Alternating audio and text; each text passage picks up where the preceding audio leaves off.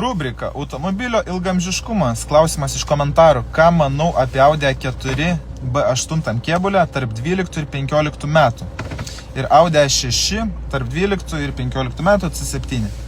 Benzininių variklių tik ne 2 litrai, 3 litrai dar, Superchargeris, dizelis 2 litrai geras variklis, tiek A6, tiek Audi A4.